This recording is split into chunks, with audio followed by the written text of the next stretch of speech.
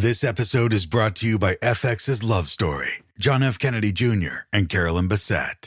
Join host Evan Ross Katz on the official podcast for FX's new series, Love Story, John F. Kennedy Jr. and Carolyn Bessette, and go behind the scenes with cast and special guests, featuring Sarah Pigeon, Paul Anthony Kelly, Grace Gummer, and Naomi Watts. FX's Love Story, John F. Kennedy Jr. and Carolyn Bessette, wherever you listen to podcasts. This episode is brought to you by Redfin. You're listening to a podcast, which means you're probably multitasking. Maybe even scrolling home listings on Redfin, saving homes without expecting to get them. But Redfin isn't just built for endless browsing. It's built to help you find and own a home. With agents who close twice as many deals, when you find the one, you've got a real shot at getting it. Get started at redfin.com. Own the dream. Are you a lifelong fan of General Hospital? Are you a new fan who wants to know more about the history of the show? Do you enjoy talking about the show with others? Do you find yourself yelling at the TV? Is your self-care an hour a day in Port Charles? If so, we invite you to join hosts Amanda Kimmel and Shannon Coach at the place where all the hidden conversations take place and secrets are revealed. Meet us at Pier 54, a General Hospital fan podcast. Hello. Hi. Welcome to the Port Charles 411, Lucky and Liz Part 30, Lucky Part 38. This is March through December 12th, 2008. So we're getting bigger and bigger sections all at once. It's great. This one, we kind of transition from Liz-centered to Sam-centered. It was difficult to figure out what to pull in as, like, should this just be a Lucky episode? But there is still so much Liz in it that we're sticking with Lucky and Liz. There's also a lot of police work that he was involved in, but it wasn't necessarily his storyline. So sometimes it'll get brought up, but then other times it's like, what's going on with that? And then there was concerns over, Nicholas was still having those blackouts. Lulu's mental health was coming in to question. Laura was waking up. So we'll see like little spurts, but we're not digging, like he'll go visit things, but trying to really keep it focused now on moving from Lucky and Liz into just his storyline for when we get there, if that makes sense. Yep. Because where we left off last week involves Liz and Sam, because the text message killer, aka Diego, had kidnapped them both, and they were in a car dangling over the bridge. It was a bridge, right? Yeah, it was a bridge, yes, not a cliff. So Diego's crash left Liz and Sam clinging to survival. Still in cuffs, Liz came to first, unchained herself, and heard Sam's muffled cries from the trunk. Before she could get her out, Diego came to and stopped her. Lucky and Jason arrived almost simultaneously. See, last week we ended with Lucky got there, and then shots rang out. Ooh, Lucky and Jason got there at the same time. As Lucky stepped out, Diego fired, hitting him in the chest. Jason pulled Lucky to safety and charged after Diego, who escaped on Jason's motorcycle. Jason turned back when he saw the car teetering over the edge. Climbing onto the trunk, he kicked out the back window, helping Liz out. I'm not a physics person. But wouldn't that make it fall? That is a very big movement to make. Yeah. Because you're pushing. Right. Okay. And I know Jason's not a little boy, but I don't think he weighs enough to hold an entire car from falling over the edge. No. Maybe it's not teetering as much as we are imagining. In my head, I have the entire front end off the bridge. And especially where Lucky's down now because he doesn't have someone else helping him. Maybe Sam's weight in the trunk is also helping. Yeah, that 30 pounds. I was going to say, I'm like, she is so teeny tiny. I don't think, I feel like it would make a difference, but not to completely stabilize a vehicle from falling off. I don't know. Let's get the Mythbusters on this. Okay. Kicked out the window, helping Liz out. She ran to Lucky and started first aid while Jason tried to pull Sam out. She kicked her way through the back seat. So now she's moving forward, but the car tilted violently. Why? Do you know how long it would take for us to watch all of this? Too much. Yeah. Probably 30 years. Jason lost his grip and was thrown off the trunk, slamming to the ground, unconscious and bleeding. Liz ran to Jason, trying to stop the bleeding from the deep cuts on his hand. Meanwhile, Lucky heard Sam's voice from the riverbank. Despite his injury, he crawled over and reached down to her, urging her to trust him. He pulled her up just as the paramedics arrived. Jason was taken away in an ambulance. Sam told Mac and Lucky everything she knew, how Diego had planned to kill Maxie, not Georgie. Leticia was meant to be Carly, and Liz was never a target. At the hospital, Lucky tried to resume the search for Diego, but Mac insisted he get checked out. Meanwhile, Dr. Devlin's flirtation with Layla ended when she warned him not to touch her again. He moved on quickly. His interest in Sam raised eyebrows, especially Lucky's. While Lucky and Sam talked about what they had been through and how grief and mistakes had led them there, Devlin interrupted and whisked Sam away. Liz overheard Patrick warn Jason about the extent of the nerve damage to his hand. Surgery might save limited function, but his life as he knew it, his work and his strength was over. Liz quietly entered Jason's room and apologized. Her voice cracked as she blamed herself for his injury. Jason, drowsy from sedation, offered no comfort. When Detective Rodriguez arrived, Liz shielded Jason from questions. Patrick stepped in to protect his patient, threatening legal action if the delay in surgery continued. Jason eventually suggested that Diego might return to the same warehouse where Sam had once shot him. Rodriguez pressed for how he knew that, but Jason brushed it off as common sense. After surgery, Liz stayed by Jason's side. Carly barged in furious, blaming Liz for Jason's condition. Epiphany quickly put Carly in her place. Liz reminded Carly that Jason needed rest, not chaos, and if she needed emotional support, she should lean on Jax. Carly left in pain. Liz returned later with Jake, gently placing him beside Jason. Patrick, seeing this, questioned Liz about what Lucky would say.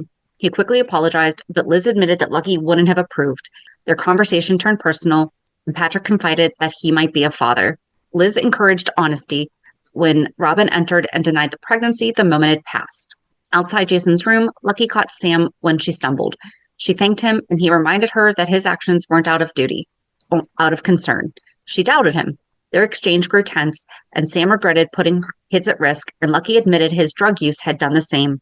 Dr. Devlin appeared, hustling Sam back inside.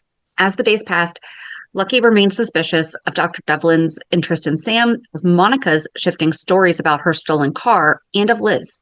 Tracy tried blackmailing Monica, claiming she was the one who hit Sam, and Lucky overheard. When Lucky visited Jason, he confronted him about Liz possibly being involved. Jason asked for time, insisting they didn't know for sure who was responsible. Monica, Liz, either could have hit Sam. If Liz had, the fallout would be devastating. It'd be devastating if Monica did too. Right. There's no good person to have hit someone here. Right. Liz herself feared everything she had built would collapse. Her family, her custody of the boys, the secret of Jake's paternity. Lucky reminded her there were circumstances that might spare her, but she apologized anyway. What neither realized was that Sam had heard everything. Later in the hospital garage, Liz found Sam staring at Liz's car. Lucky found Sam staring at Liz's car. She accused him of shielding Liz. He said he'd only just learned the truth. But when he didn't deny the accusation outright, Sam walked away. Okay, so we need to remember this right now with Liz having been in the vehicle with Rick when Christina cut the brake lines, thinking it was Ava. Right. Because we're recording this in June of 2025, and Lucky just said to Liz, I know more about your accident than I've told you. And it's been like a few weeks, but he has been doing some investigating, but he knew straight up from the beginning it was Christina. Right. But he did the same exact thing for her. Yes. Even when she lied to him about being kid's father. So Liz tried to carry on. She urged Lulu to face Logan, now awake despite the pain and confusion surrounding Johnny. Lulu admitted that she had felt drawn to Johnny's darker side. Liz quietly confessed that she felt the same way about Jason. They parted ways, and Lulu headed towards Logan's room. Liz toward the parking garage. There she found Lucky waiting. He told her about the conversation with Sam. Liz realized Sam might be out for more than answers. She might be out for retribution. Sam had barely stepped into Alexis's office before demanding to know what would happen to the person who hit her. Alexis, as always ready to defend her daughter, was eager to bring down whoever was responsible. Sam left her after promising to share any new details, though she already knew more than she was letting on. She went straight to Liz's house and delivered a calculated warning. With an unsettling calm, Sam implied that she could press charges at any time, dangling Liz's future in the balance. It didn't take long except for Sam ran out into the middle of the road. But you're still supposed to have enough control of your car that you would be able to stop.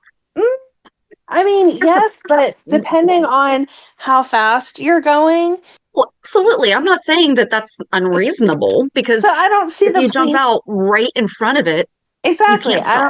Right. I don't see the police prosecuting whoever it was to like the fullest extent of the law, like it was a hit and run or it was a malicious hit on purpose. Like you jumped in front of their car. Of course, they tried to stop, and then if they didn't, they didn't. So I think Liz needs to go get her own consultation. Where's Rick? She can talk to him for a minute. Hey, He's not liking her so much right now, remember? that's true.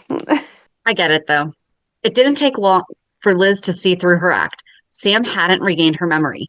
She had eavesdropped on a private conversation between Liz and Lucky. As Sam threatened to lie in court, Liz didn't back down. Instead, she turned the tables, warning that if Sam pushed this, Liz would expose Sam's role in Jake's kidnapping.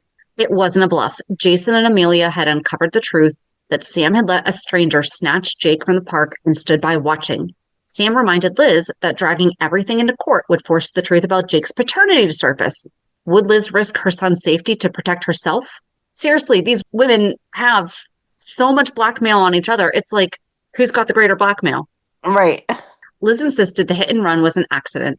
She told Sam she wanted Lucky to be happy, but she didn't believe Sam was the one who could give him that. Sam, bitter and vengeful, wished for the day all of Liz's lies came crashing down. Meanwhile, Lucky had a meeting with Alexis. He assured her the investigation into Sam's accident would continue. When Alexis questioned him about the explosion at the cannery, he kept his answers brief, still officially on the case, but his focus was clearly split. Alexis shifted the conversation to her fears about the Zakaras, Sunny and Christina's safety, venting about the choices she'd made that brought her into Sunny's orbit in the first place. Later at the hospital, Liz ran into Lucky. He was there to follow up with Carly about the explosion. Liz was about to tell him about Sam's visit, but Sam appeared, interrupting the moment. She casually told Lucky she wouldn't be pressing charges against Liz, explaining she wanted to put it all behind them for everyone's sake, especially Jake's. Lucky thanked her, seeing the gesture as mature. What Sam didn't say to him, but made sure Liz knew, was that she made her decision because she didn't want Liz's children to grow up without their mother. She also told Lucky she didn't want him to lose custody of the boys. Her performance worked. She left with Lucky and Liz both thanking her. But behind the scenes, Jason was putting the pieces together. He told Liz that Monica had been drunk the night of the accident. Liz considered confessing to protect herself from Sam, but Jason urged her not to. He was sure Monica had been behind the wheel. Spinelli later confirmed it. He gave Jason proof, and when Jason confronted Sam, she accused him of inventing evidence to clear Liz. But when Jason told her the truth, Monica was the driver, Sam was stunned. She ultimately chose not to press charges. She said that she had no desire to ruin Monica's life. She left it in Jason's hands.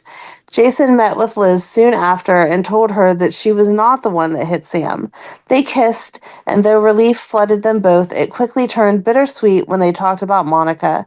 Jason felt the weight of protecting her, but also the burden of keeping Jake's paternity a secret. Later, Jason visited Monica. She was fragile, drunk, and drowning in the loss of Alan and Emily. Her pain was raw, and she admitted that she hated who she'd become. Jason didn't speak much. He didn't need to. The quiet between them was heavy with unspoken forgiveness. When she told Jason she loved him, despite everything, he turned away, eyes filled with tears.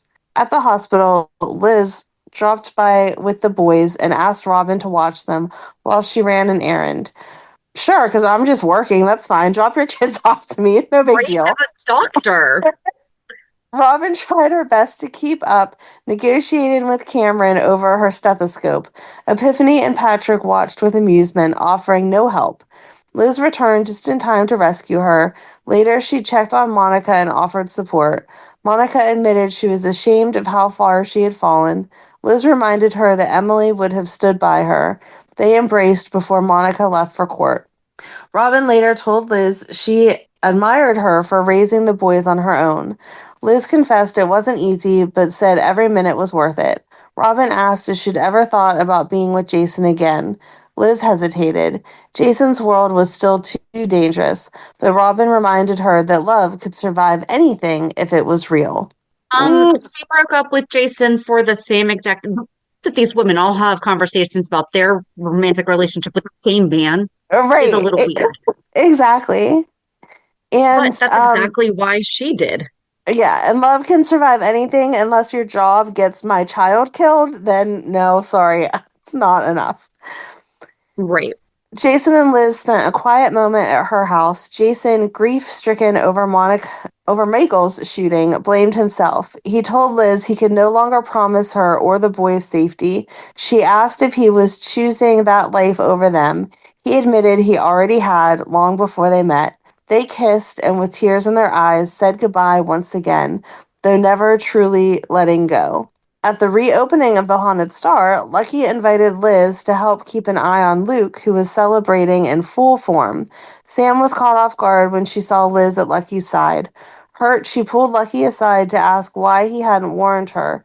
Lucky insisted that he wanted to be with Sam, but the image of him standing with Liz lingered. Later, Lucky came to see Liz and offered to cancel plans with Sam to watch Jake when Cameron went to a sleepover. Liz appreciated the gesture. They made arrangements, and Lucky brought the boys back to the hospital later. As Liz drove Cameron out of town, a storm rolled. A flat tire left her stranded on the side of the road, locked out of her car. Jason, out for a ride, found her and tried to help, but emotion got the best of them. Liz comforted him without a word. Why is he riding his motorcycle in a storm? That doesn't sound very safe. Maybe he was just like trying to get back. Maybe. I hope so, because yeah, that doesn't make much sense.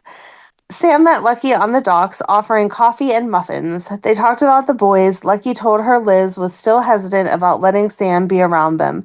Sam didn't argue. She just leaned in for a gentle kiss before Lucky went back to work. Spinelli, meanwhile, was working out with Sam in her apartment, trying to build up confidence.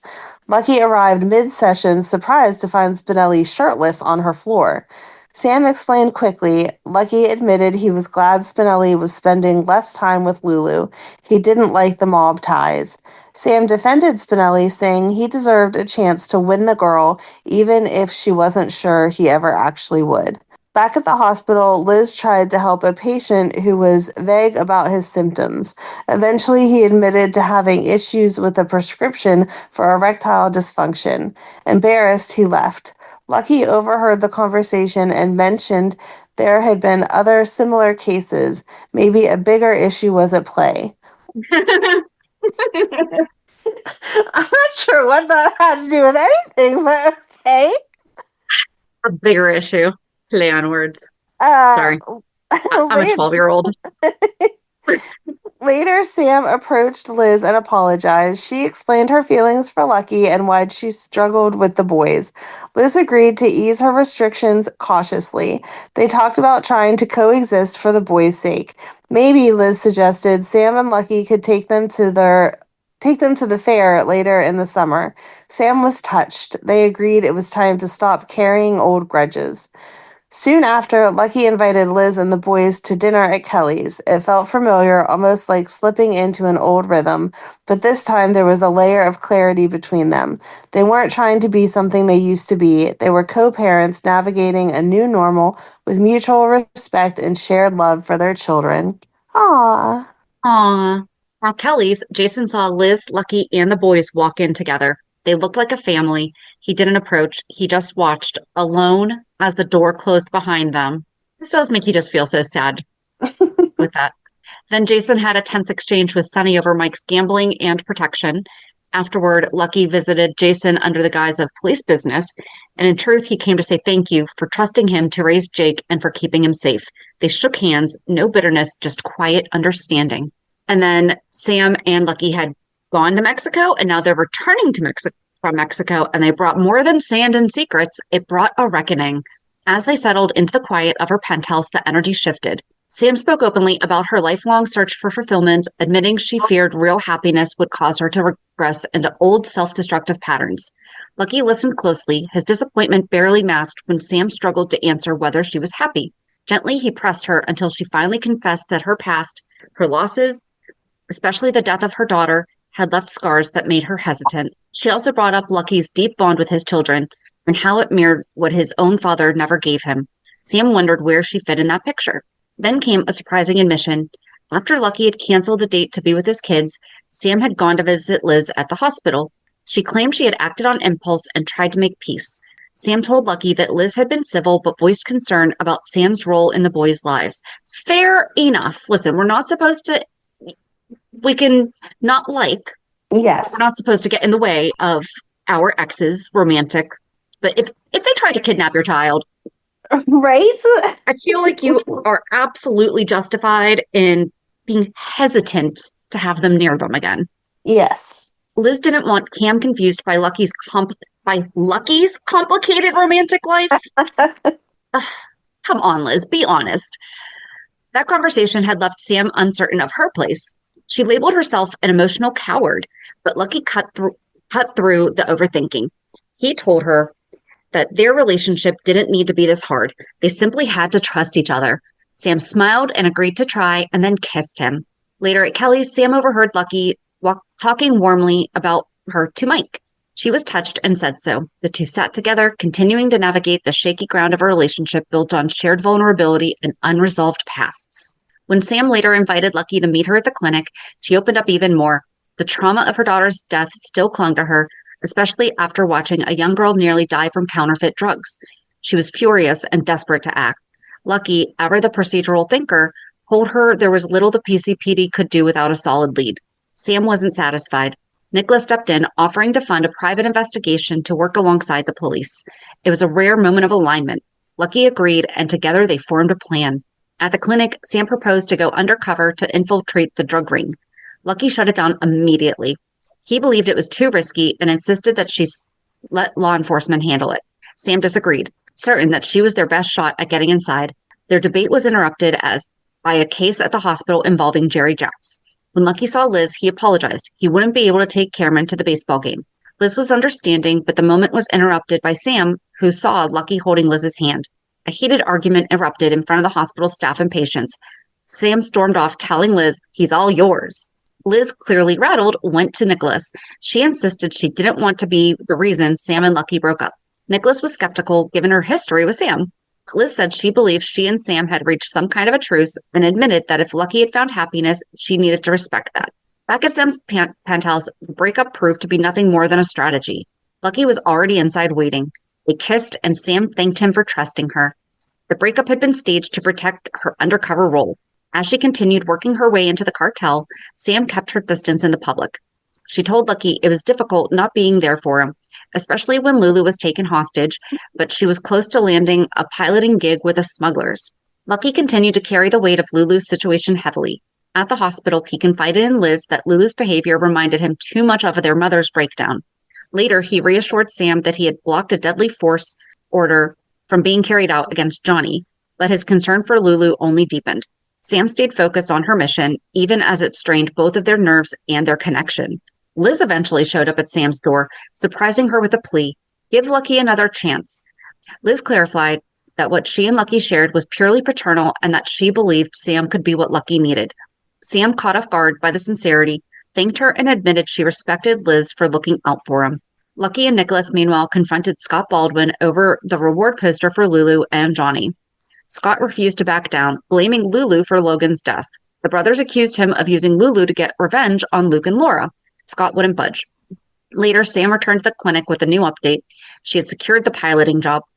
Lucky still wanted her to pull out and let him investigate the operation through official channels, but Sam insisted this was the only way to stop the counterfeit drug ring. Nicholas backed her, but remained wary. After he left, Sam told Lucky for the first time in a long time she felt like she had real purpose again. She asked him to trust that she could handle it. Still, concern continued to swirl. At the clinic, Nadine confided in Sam that she suspected Dr. Matt Hunter of being involved in the drug ring and was doing some investigating on her own. Sam and Lucky were nearby, still focused on their own part of the case.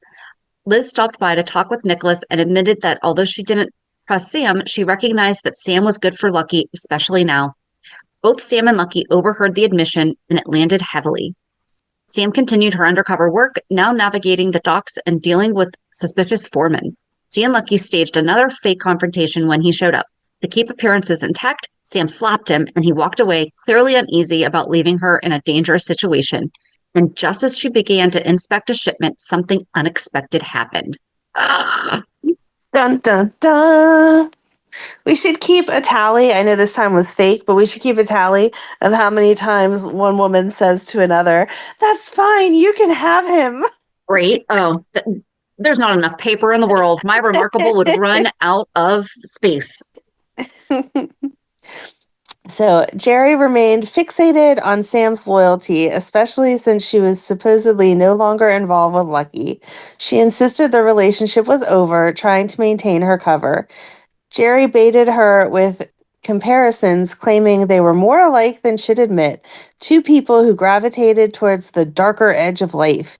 He accused Sam of being jealous of the attention he gave Alexis, twisting her motivations. Oh, that's just gross. Meanwhile, Yeah. Sam stayed focused on her mission, though Jerry's insinuations clearly got under her skin. At the hospital, Nadine's curiosity about Matt Hunter and his connection to the counterfeit drug case landed her in hot water. Matt grew increasingly irritated with her interference, going so far as to threaten a restraining order. When Nicholas urged Nadine to back off, Lucky showed up looking for Sam. Not long after, Sam met with Lucky at the clinic. She had just left the warehouse, visibly shaken but still determined. Lucky warned her they had to be more careful. Any further contact could compromise their cover. Sam was convinced Jerry was connected to the drug ring and pushed to expand the investigation to include Matt. While all this unfolded, Liz was at work and caught a quiet moment between Robin and Jason. Watching Jason feel Robin's baby kick stirred something in Liz. She couldn't help but notice the way Jason looked at her from across the room, just as Lucky arrived with the boys. It was a brief but telling moment, one that didn't go unnoticed by either of them. Later, Sam was shot during a DEA bust on the docks. Lucky stepped in just in time to get her out safely before authorities arrived. Though Sam downplayed the wound, she was losing blood. She refused to go to the hospital, not wanting to raise suspicions, so Lucky brought her back to her apartment and called Liz for help. I don't think that Liz has access to a blood supply. That's probably not the best idea. Right. When Liz arrived, she immediately understood what was going on. The breakup between Lucky and Sam had just been a cover, and she wasn't angry, just concerned. She patched Sam up and suggested antibiotics, then offered relationship advice instead of judgment. Liz reminded them both that trust and mutual respect would matter more in the end than stubborn pride. After Lucky left, Sam thanked Liz again, not just for the medical help, but for believing in her and Lucky. Sam's focus remained on Jerry after overhearing him and Karpov speaking Russian at the pier. She became more convinced he was the link they needed. When she voiced her suspicion to Lucky, he warned her not to make this personal just because Jerry was involved with Alexis. But Sam was adamant she needed to know what kind of man her mother was dating. Jerry later dropped by Sam's apartment and Lucky hid out of sight. Sam made it clear she didn't approve of Jerry and Alexis, and Jerry responded with veiled threats and twisted flirtation. He implied that Sam wasn't as pure as she claimed and pressed how far she'd be willing to go. Lucky silently observed his concern growing. In the aftermath, Lucky admitted he didn't trust Jerry's intentions around Sam. She accused him of being jealous, but he insisted it was about safety, not pride. Still, when Sam insisted she'd keep pushing forward, Lucky relented, knowing he couldn't talk her out of it. The suspicions were soon validated. Patients were turning up poisoned by counterfeit drugs from Mercy Hospital. Matt was overwhelmed trying to triage while also reporting what he could. With real consequences finally surfacing, Lucky agreed the police needed to step in. Meanwhile, Jerry continued to push boundaries. He returned to Sam's apartment, inviting her to view a property he had recently acquired. The subtext was obvious. Sam declined, and when Jerry mentioned calling Alexis, she gave him an ultimatum, either her or her mother. Once he left, Sam knew. Yep. Once he left, Sam knew what she had to do. She convinced Lucky to let her take the next step. Reluctantly, he agreed. She called Jerry and invited him to dinner. Ew. Ew. Ew. That night, Lucky found a possible lead in an alley and asked Sam to meet him. A damaged carton matched the one she'd helped transport for Karpov. It wasn't a smoking gun, but it was something. Just as they share a rare victory, Jerry walked in on them mid-kiss. Sam quickly covered, accusing Lucky of stalking her. Jerry looked unconvinced but left without escalating. Later, Sam assured Lucky she could still gain Jerry's trust. Lucky warned her that if trust meant faking something more than friendship, he wasn't okay with it. But Sam had made up her mind. The plan was in motion. Lucky stood quietly in Sam's apartment, hiding out of sight as Alexis confronted her daughter. Jerry had claimed Sam had come on to him. Sam, caught off guard, denied it, but struggled to reassure her mother, who didn't know what to believe anymore. After Alexis left, Sam and Lucky reflected on their strained relationship with their parents, neither of them surprised by the lack of trust. Later, Lucky approached Liz at work and asked if he could take the boys camping for a week with Sam. Liz hesitated but ultimately agreed. She figured it was time the boys got to know Sam better.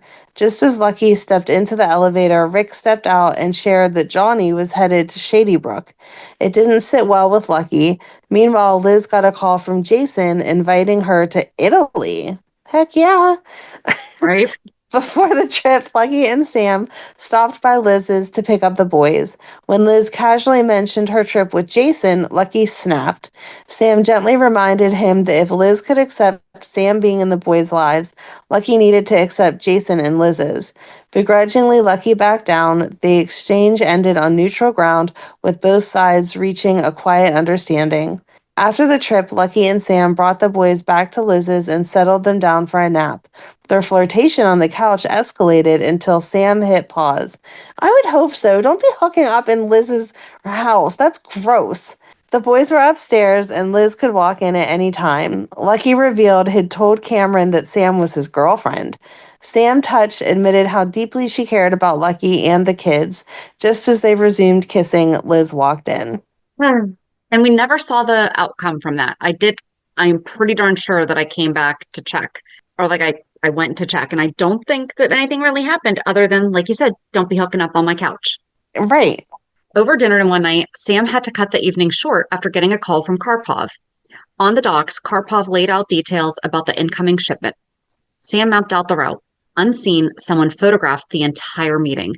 When Sam got back, Lucky was waiting. She told him the shipment could finally bring down Jerry and Karpov. Maybe soon they could move in together, start something real. Lucky smiled. He was all in. But complications kept piling up. Right as Sam was about to meet Karpov again, Lucky showed up hoping for intimacy. She pulled away, reminding him of her meeting.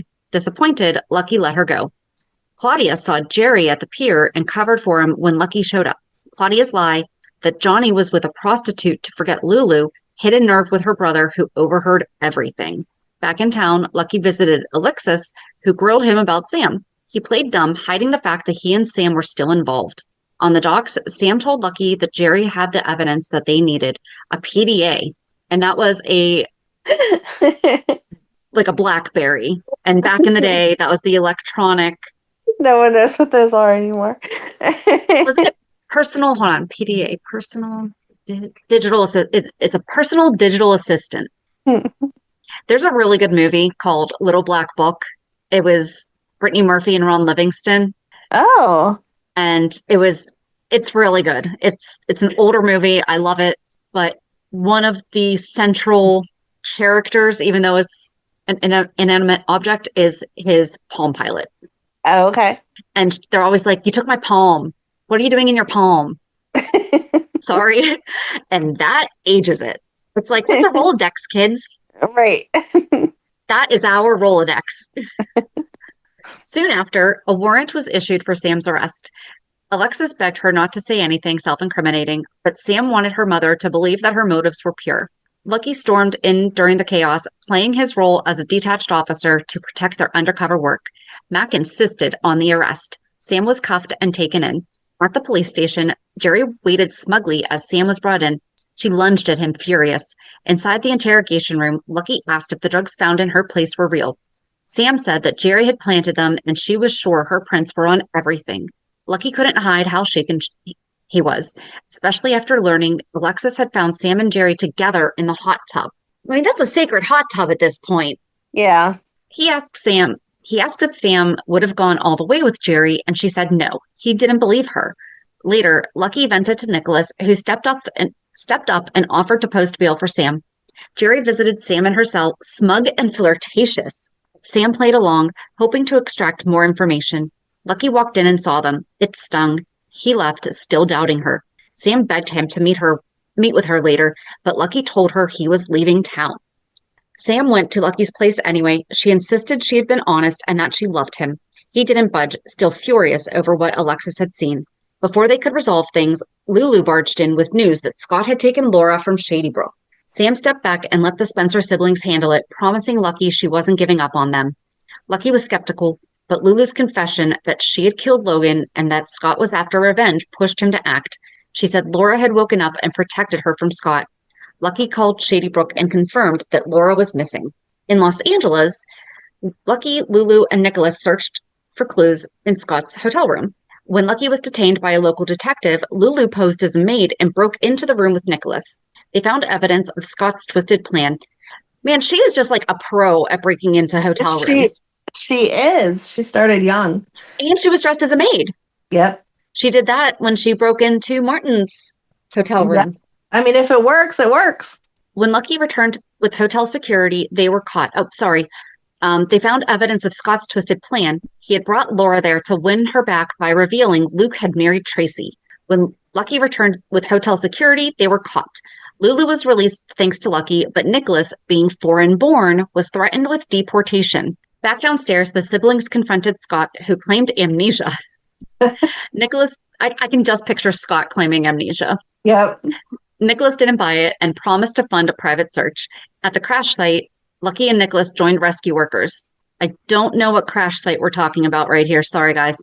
Tracy insisted that it was all staged, and Lulu stayed behind while her brothers searched. Eventually, they found Luke and Laura arriving safe. I'm assuming it was another car accident then. That would make sense. Laura made her children promise never to lie to her again under the guise of protection. She wanted honesty, not control. Luke confessed the truth about his marriage to Tracy, and the children pledged to be open with her from then on. Back at the hotel, Laura thanked Tracy for helping Lulu. Tracy, however, made it clear she wasn't about to step aside. Laura now knew Luke was still married, and Tracy wasn't planning to let him go without a fight. After Nadine left, Lucky brought Liz to see his mother. They explained the truth about Jake's paternity. Laura understood and didn't judge Liz for the lie. Their talk was interrupted by a phone call from France. Laura answered with a knowing smile. Soon after, Laura asked Lucky to gather Nicholas and Lulu for a family meeting. Luke lingered, and Laura thanked him for taking care of himself, even if it took Tracy to make him do it. Laura's decision to seek treatment in France landed heavily on her children. She told them she wanted to fight for a life free from uncertainty, and while Nicholas agreed to handle her travel plans, Lucky struggled with the finality of the goodbye. Laura reminded him how proud she was of the man he'd become, urging him to visit her with the kids. Their exchange was emotional, full of quiet hope. Lulu clung to her mother just before Luke and Nicholas drove Laura to the airport. Lucky and Lulu stayed behind, waving from the porch as she disappeared from view. Later, Lucky and Nicholas sat outside Kelly's, reflecting on their mother. It was there that Lucky decided to unburden a secret. He wasn't Jake's biological father. Jason was.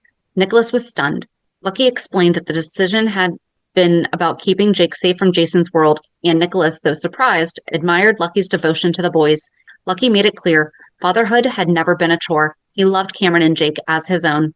Meanwhile, Liz was at Jason's penthouse, stunned to find Sam there. She questioned why Jason would welcome Sam while shutting her out. Jason, sensing her hurt, explained that Sam had just been rescued after being kidnapped by Jerry. Sam acknowledged Liz's concern, then quickly left, sensing the deeper conversation wasn't hers to be a part of. Later, Sam returned to her apartment where Lucky was waiting, worried she might have disappeared. She was disappointed by his suspicions, but they cleared the air, and Sam reassured him she wanted nothing to do with Jerry. Lucky apologized, and they ended the night reconciled. Back at the hospital, Liz was in no mood for small talk, and Epiphany took notice. When Sam showed up, Liz bristled, but Sam pushed through, saying she wasn't interested in rekindling anything with Jason. She just wanted peace. Surprisingly, the two women found a sliver of common ground, both confused and exhausted by the men in their lives. That is such a common ground for so many women.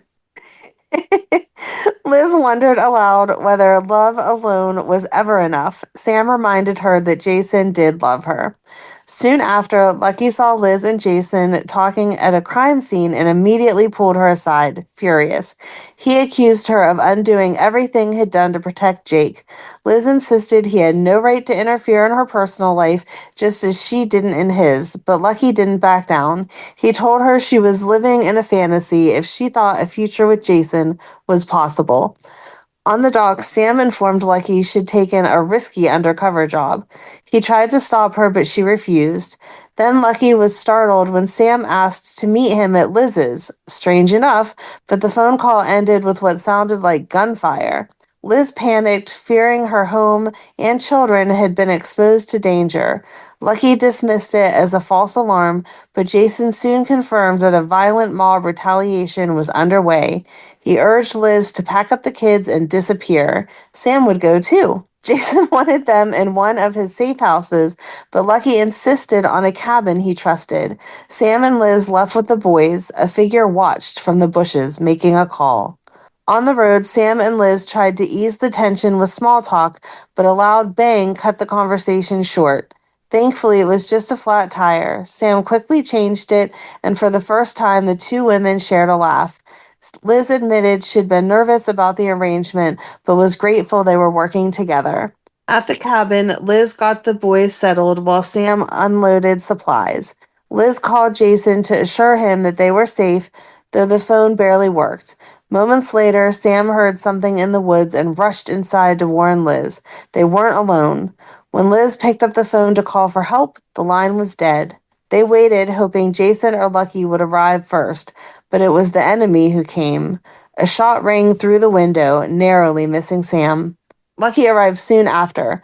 Liz rushed to him, explaining what had happened. She was terrified for Jake and racked with guilt. Why is she just terrified for Jake? Cameron was there too. Like, you should be Right. terrified for everyone. I Everyone guess can maybe get hurt. but I think that she's thinking only Jake would be kidnapped. Although I don't think I that's feel like, necessarily true. And oh no, I agree. But I'm just thinking that maybe that's what she was thinking is it'll only hurt Jake because you can only care about one person, like one kid. I guess so. Back and You only forth. care about the children that are yours Right, biologically. exactly. In the bad guy's minds, who knows? Right, exactly. Siblings would mean nothing. Right. Back in Port Charles, Liz sobbed in Lucky's home, blaming herself. She said Jason had tried to protect her from this very danger, but she hadn't listened. At the police station, Liz searched mugshots while Lucky and Mac interrogated Sasha, a lawyer with ties to the mob. When Sasha denied knowing where Jake was, Liz snapped. She lunged at her, but Lucky pulled her back. Sasha, composed and cold, told Liz that if anyone was to blame for Jake's kidnapping, it was Liz because of her connection to Jason. Liz said nothing, but the damage had already been done. Liz stared at the mugshots through blurred eyes before breaking down. She told Lucky that Sasha had been right. Jake's kidnapping was her fault. Lucky didn't argue, but admitted that he'd made mistakes too, sending them to the cabin instead of one of Jason's safe houses and not going with them had been a failure on his part. Still, Liz couldn't let go of the guilt. She confessed that putting her own wants ahead of her kids had led to all of this. Later at the hospital, Liz tried to keep things normal. She spoke with Patrick, but her words quickly turned inward. She hadn't even asked how Emma was doing, Patrick's newborn daughter. He reassured her, but Liz warned him love alone wasn't enough. He had to protect Emma with everything he had. Then, suddenly determined, Liz asked Patrick to watch Cameron for a little while. She had something she needed to do. Oh, that's so cute. They're talking about baby Emma. Well, I was just thinking, I don't feel like they actually sore-assed that much. No, not for Emma, I don't think. At her studio, Liz was spiraling. Surrounded by her paintings, she grabbed a letter opener and began slashing them to shreds. Lucky arrived in time to stop her. Gently, he took the blade from her and held her as she cried. She said painting had been a distraction, just like Jason. Lucky told her that craving Jason was no different from his past addiction. It was destructive and it needed to end. What mattered now was what came next. I'm not quite sure that those are the same, but okay. Yeah, painting is a healthier. I mean, if things had been happening while she was away in her studio and the boys were getting hurt and in trouble, then yes, that is just as distracting as Jason, but Yeah. it's not. Then Liz's phone rang, Epiphany letting her know that Cameron had been brought to the hospital after Patrick was unexpectedly called into work. Liz panicked again, blaming herself for not being home. But when they got there, they found Cameron perfectly content playing cards with Matt. Patrick reminded Liz not to lose hope. She didn't have to be perfect. She just had to keep showing up. Later, Joy finally returned. Jason and Sam brought Jake home. Liz lit up when she saw her son safe in Jason's arms. Overcome with relief, she didn't care about the details, just that Jake was back. Lucky took the boys inside while Liz thanked Jason and Sam. Jason tried to shift the credit to Sam, but neither Liz nor Sam cared who got the credit. Jake was safe. Outside, Lucky met Jason and Sam, and while grateful, he couldn't hide his frustration that they hadn't involved the police. Sam said that they had made the best choice they could in the moment. Before going inside, Lucky asked Jason to get Sam home safely. Inside, the family sat close as Lucky read to Cameron and Jake. Liz watched with quiet gratitude. They had made it through the worst. The next morning, Lucky brought Liz and the boys home after staying at his place. Liz thanked him for his support and kindness. Lucky brushed it off. He loved the boys like his own. Liz smiled and suggested a zoo trip to celebrate. But a call from the courthouse interrupted the moment. Liz was needed to give a statement about Jake's kidnapping. Lucky stayed with the kids until Audrey could arrive. That evening, Sam returned to an empty apartment until Lucky showed up. The moment the door opened, he pulled her into his arms and apologized for staying away. Sam understood. Jake came first. But when Lucky leaned in to kiss her, Sam pulled away. She brushed it off as an injury from the rescue. Lucky offered to take her to the hospital, but she declined. Sam told him that the charges against her had been dropped, but she wasn't done with the Russians. She had a gut feeling and she couldn't walk away. Lucky urged her to leave it to the authorities, but Sam said rules weren't her thing. He half-jokingly suggested she become a cop, but they both knew her record ruled that out. As he left for work, Sam promised they'd talk later over dinner. At the courthouse, Liz recounted the events of the kidnapping for the record. Afterwards, Lucky noticed she was visibly shaken. She told him she'd said goodbye to Jason for good. Whether or not Jason wanted to end things, she had already made the choice. Liz admitted she hadn't always put her kids first, and she needed to now. She mentioned the trust fund Jason had set up for the boys and asked Lucky not to reject it. He agreed. Liz looked at him with quiet appreciation and thanked him for standing by her, for being the steady presence her boys needed. They sat together in the corridor, the chaos behind them, the future still uncertain. Such a mess. Yeah. It's just a tangled mess. There's not really any other way to describe it. Nope, there's not. Wonder what's going to happen next. What does the future hold? What does the future bring us next week? Let's see how good Liz was at staying away from Jason. Yeah, but join us on Monday as we recap this week's shows instead. Have a good weekend. And we'll meet at the pier. Bye. Bye.